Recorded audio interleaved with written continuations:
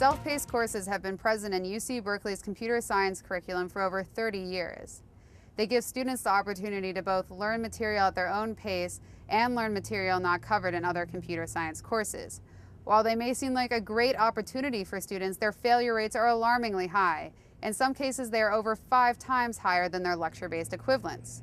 There are 3 categories of courses: the 47 ABC series and the CS9 series, which are both geared towards computer science majors, and CS3S, a course generally taken by non-majors. This is the first semester that CS3 is only offered in a self-paced format. Self-paced director Professor Dan Garcia talks to us about the program's foundations. It starts with a paper by Benjamin Bloom in an education journal, which said that it's called the 2 sigma effect. Okay, the 2 sigma effect is well regarded as a foundational and fundamental paper in the field of educational research that says your deep learning or your long-term learning best happens when 2 things occur: when you have one-on-one instruction and when you have mastery of the material before you're able to move on to the next topic.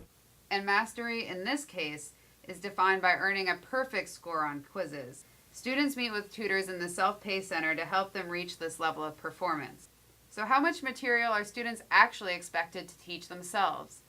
I wouldn't say that I replace, quote-unquote, the lecturer, mostly because they have to have at least some understanding for me to be able to teach anything at all. The Self-Paced Center is small. Sometimes there's not enough room to take your quiz, so you have to go to the adjoining computer science lab.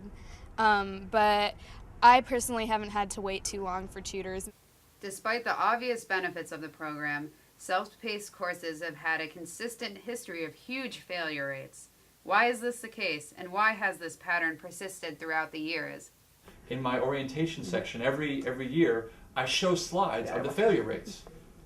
So that's something that I don't try to hide. I think that's the first. I want students to understand that they come into the self-paced program and we work for some students and we don't work for others. Now that I'm director, my job is to try to improve the program as much as I can every semester. So every semester I've tried something new. A new policy called the pacing point system was implemented this semester to give students an incentive to keep up with their coursework. We didn't used to have our new pacing point system, and we let students just come in, and what we found was all the work was getting piled at the very end, as opposed to being spread out throughout the semester, which is why we implemented the pacing point system. And so most of the high failure rate isn't really due to lack of ability to learn the material, it's just a reflection of the inability of students to allocate time to learning the material. Pacing point system is a good idea in theory. What might help is, like, instead of having you wait 2 days before you retake a quiz, if they let you take it the next day, because I think you can recover your pacing points that way, because I feel like I've been losing pacing points because I haven't been passing things, not because I haven't been coming into the pacing or the center and doing my work. So usually it's a minor error that makes me fail a quiz, so if I am allowed to come in the next day, it's not something I have to relearn everything completely. So what does it take to be successful in a self-paced course? The self-starter.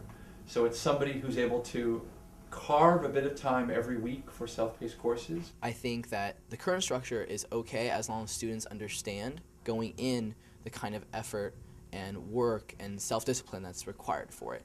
And we try to help them along as much as we can with the pacing system, but in the end it's still called self-paced, so it requires, pacing of the self. Reporting for CalTV, this is Emma Vatopoulos.